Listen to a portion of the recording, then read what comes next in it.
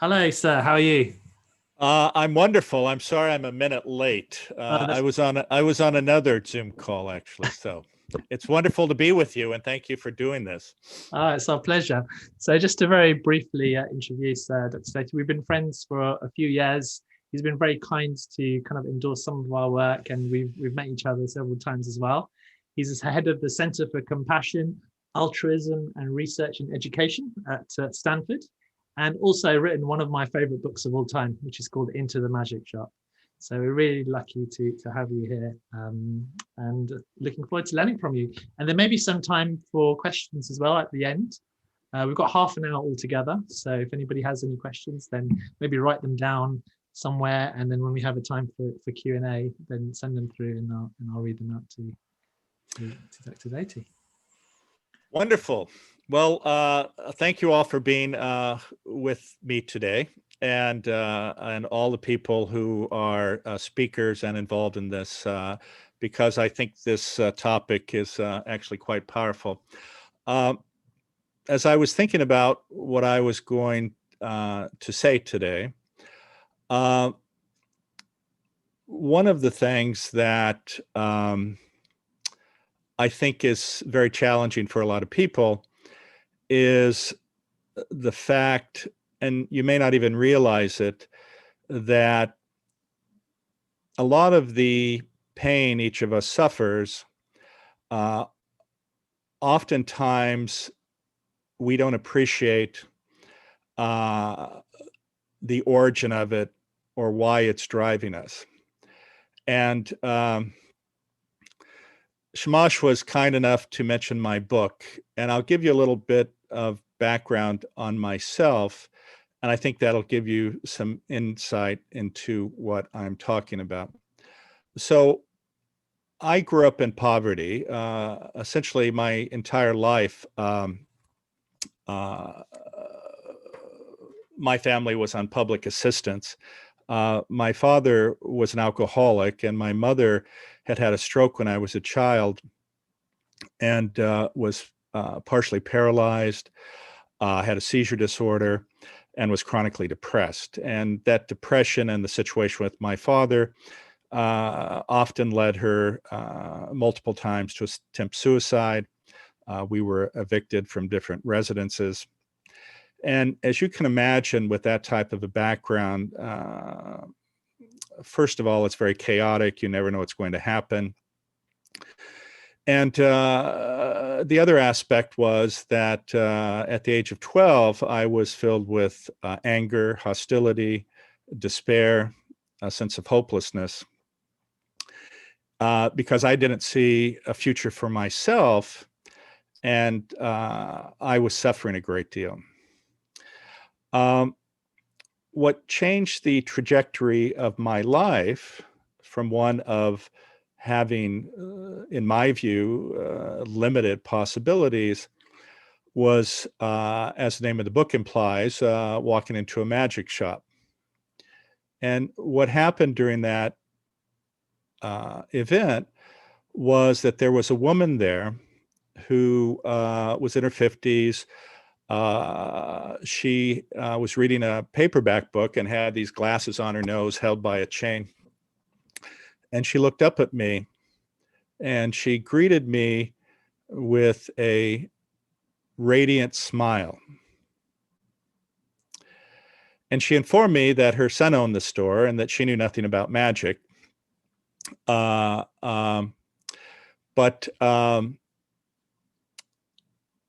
we began a conversation. Now, I didn't mention that the reason I ended up there was not only because I had an interest in magic, but when things were difficult at home, I would get on my bicycle and ride it as far away as possible so I didn't have to be in that situation. And on that day, I ended up at this strip mall with a magic shop. So this woman began a conversation with me, and it was magical in some ways. And the reason I say that is because, I was 12, I was insecure, I had shame, I was angry, and she interacted with me not as a 12-year-old, but at a level where I felt we were equals, and she was actually truly listening to me. And she started asking me some questions, which normally I would shy away from answering. But in this case, I did. And what she had the ability to do, and I think what each of us has the ability to do, is to create a space where someone feels safe, this idea of psychological safety. Because when you're in that space, you're not worried about being judged. You are accepted for who you are. You're looked at as an equal. And we began a conversation, and after a little bit, she said to me, I really like you. I'm here for another 6 weeks. If you come in every day, I think I could teach you something that could change your life. Now, I was a 12-year-old, and frankly, I had no insight or self-awareness. But what I did know was, one, she was feeding me cookies, and two, I had absolutely nothing else to do. So I did show up. And in the course of that 6 weeks, everything changed. And the gift she gave me was a set of lessons, as I describe in the book, or if you will, magic tricks. And what I didn't realize was that because of the chaotic nature of my own personal life, I was always fearful, anxious, because I never knew what was going to happen. And in that context, I was always tense and couldn't focus or concentrate. And so the first thing she taught me was what we would now call a body survey, where she taught me how to breathe slowly in and release the breath, while also having me, with intention, relax each of my parts of my body, while also focusing, in this instance, on a candle. And initially, I thought this was worthless, but after a few weeks, I started to sense something. And what I sensed was that my own stress, my own anxiety had markedly diminished. And the other thing I noticed was that I could attend or be present. And as humans, we need connection. But if you're distracted by what you could have done, should have done, might have done, or what's going to be happening in the future versus being with somebody completely at that moment, that is the challenge for many people.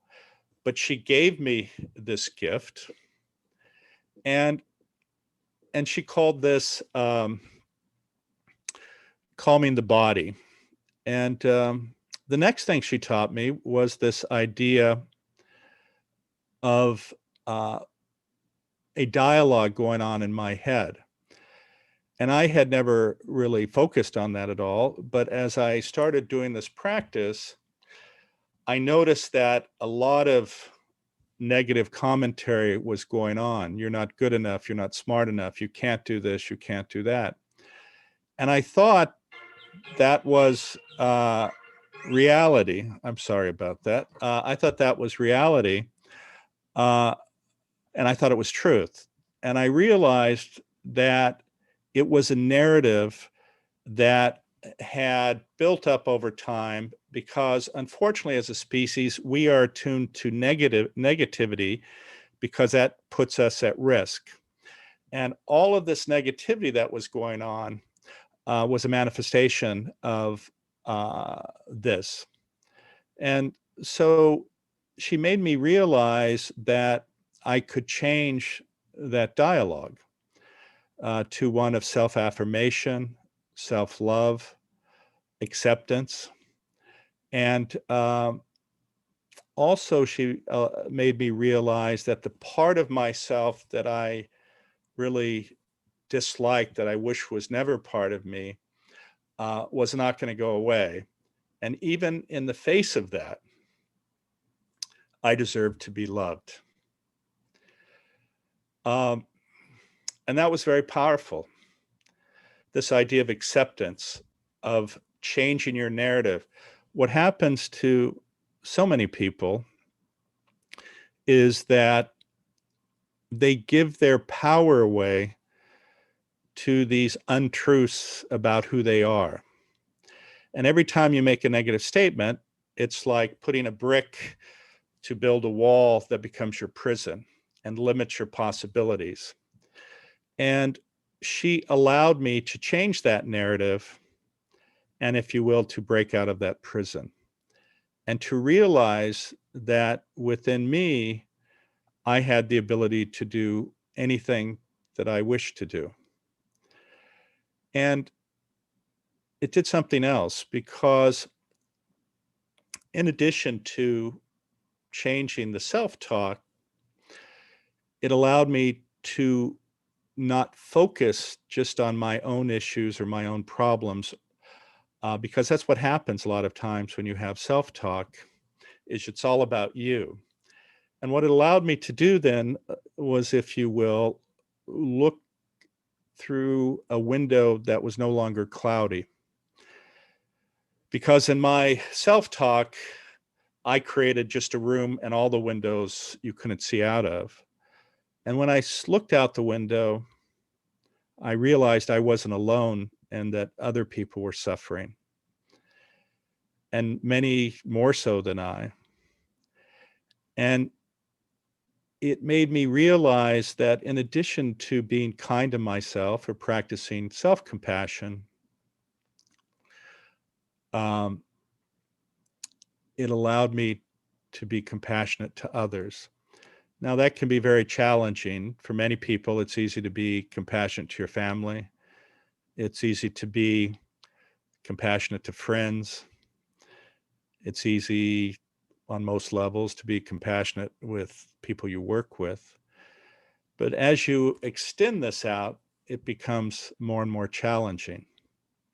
And in fact, that's one of the issues that many of us have, because typically we hang around with people who are part of what we consider our tribe, people who look like us, act like us, think like us.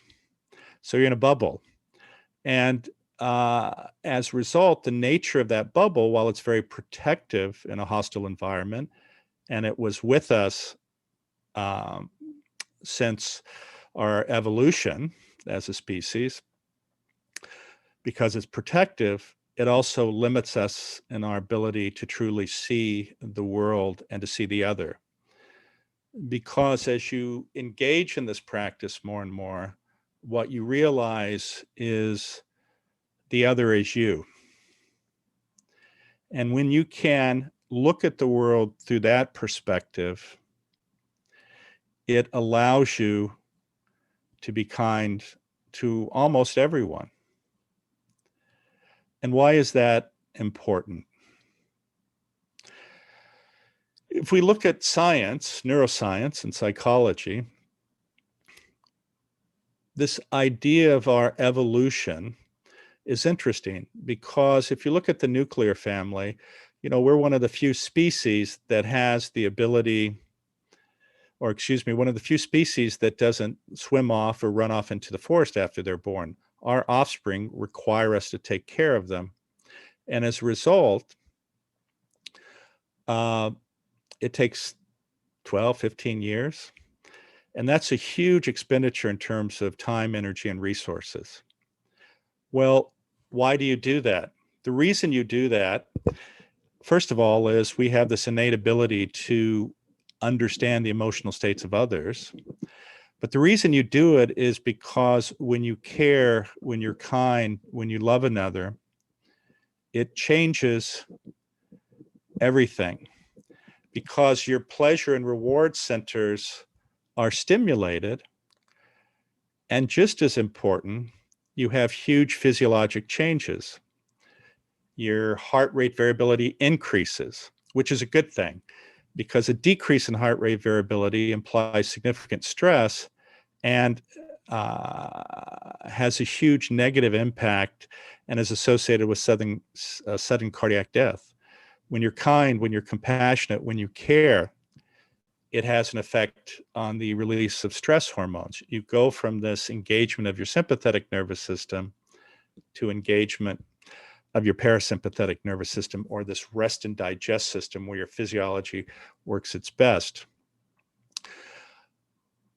As a result, as a species, we are programmed to care, we're programmed to connect. And as we evolved in hunter-gatherer tribes in groups of 50 to 100, which was how we lived to 6,000 to 8,000 years ago, we had to care for others in our tribe and be alert to their suffering, because without doing so, it put the tribe at risk. And then, of course, we evolved to religion, society, etc.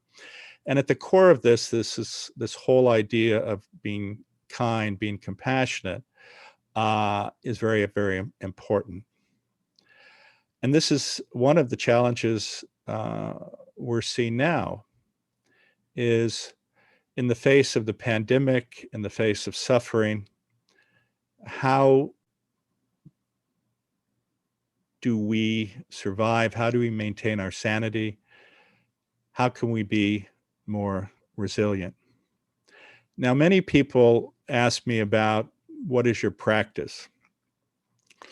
And for some of you who might have read my book, my practice of the experiences I've had over many years is basically related to 10 letters of the alphabet,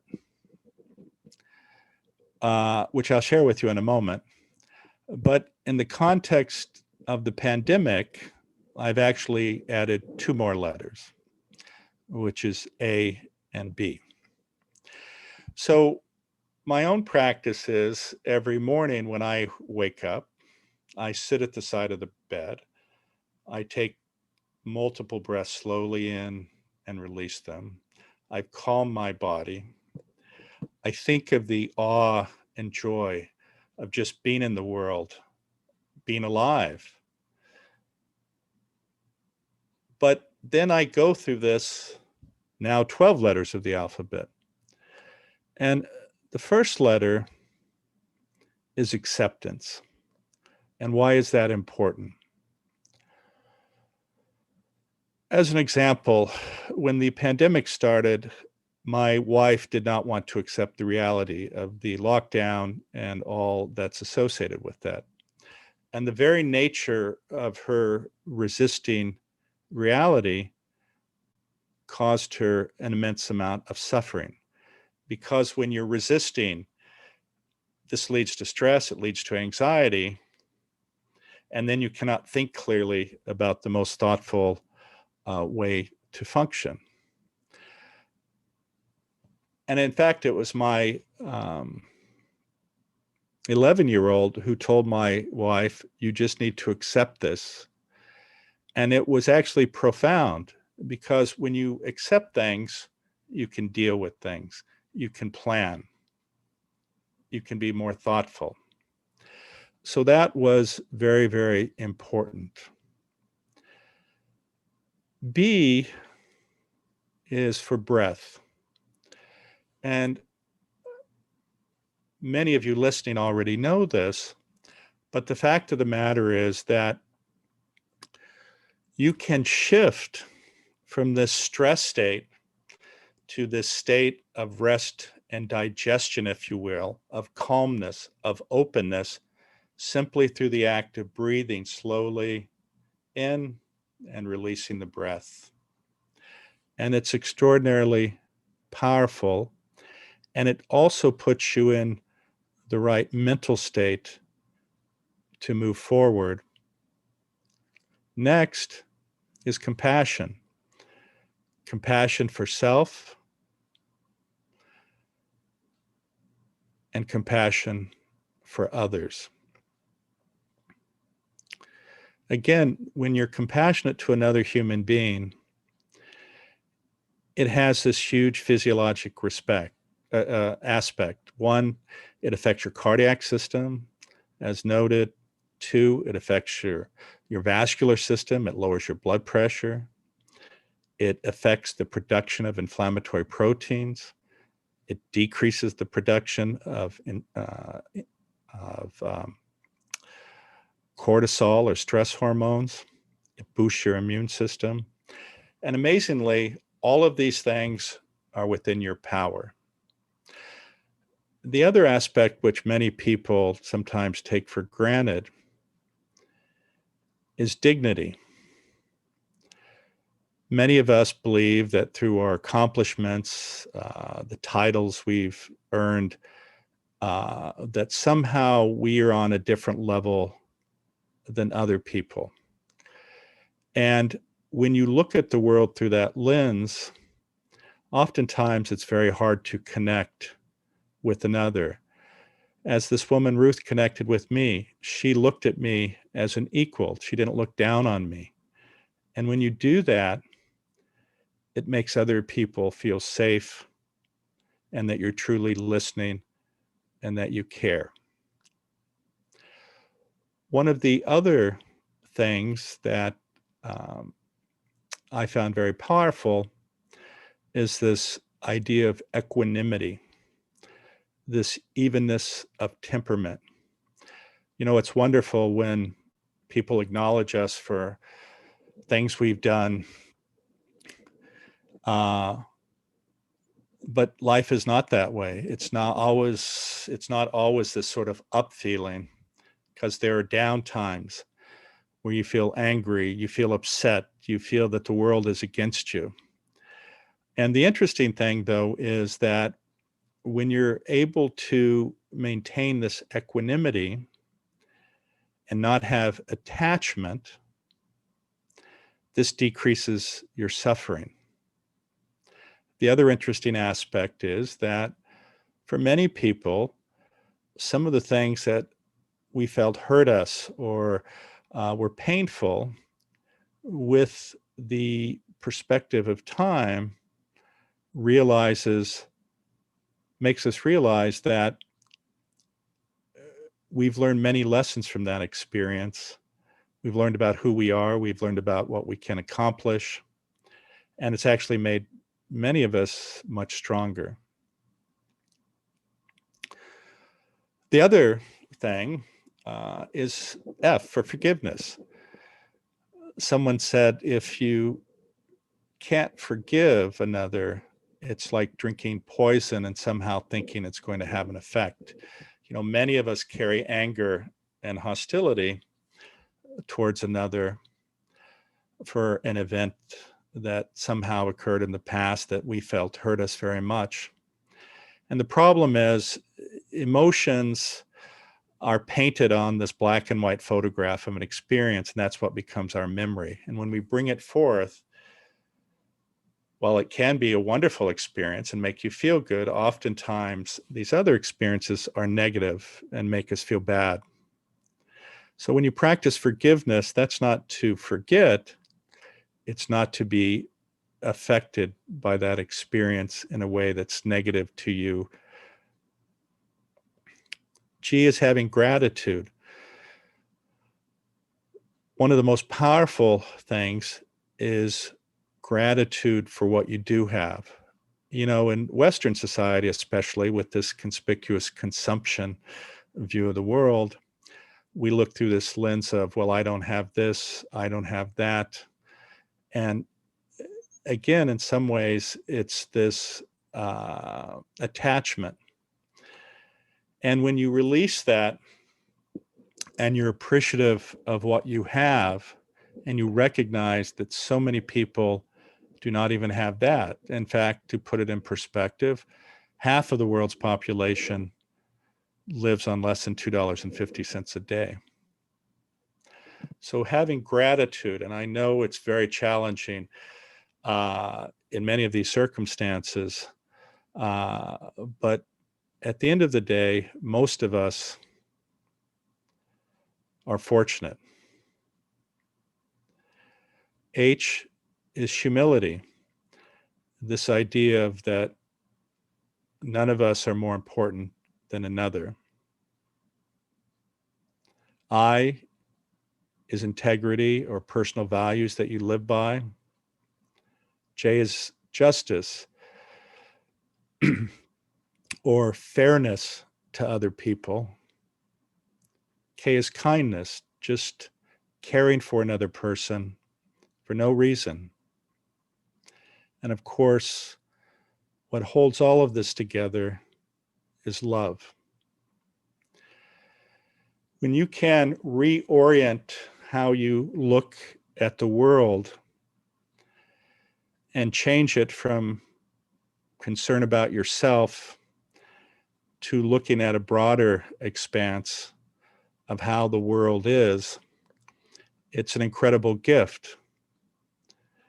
You know, some people say to me, you know, I'm not prominent, I'm not wealthy, and that's why I don't do anything. But every one of us, every day, has the ability to improve the life of another. And that, to me, has been one of the greatest gifts. Sometimes it can be a smile.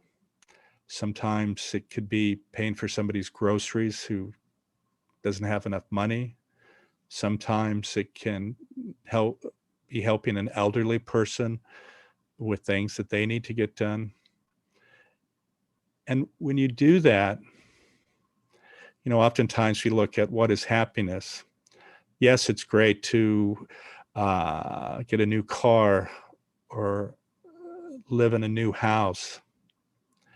But I can assure you that the thing that will give you the greatest happiness is when you care. Because when you reflect back on those experiences, those are the ones that make us feel good about ourselves. They stick with us. They remind us of our own humanity. I tell people that they should live their lives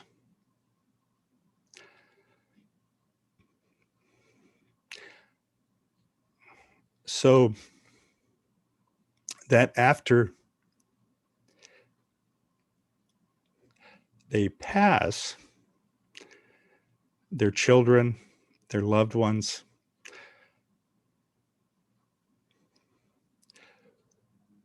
when they think of kindness,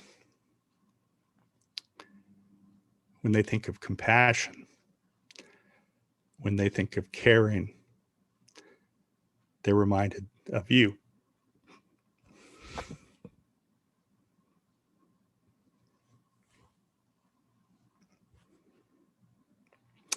Are there any questions? Thank you so much, Dr. Doty, for a really moving talk. Just looking if there's any questions. Yeah. Beautiful message and thank you, says Jacqueline and James and Jane. You're a good and kind man, says Sarah. Much love. Absolutely true. That was very beautiful. Thank you, says Molly. Christy. You're so genuine, says Anne. A gift to everyone and yourself. Thank you.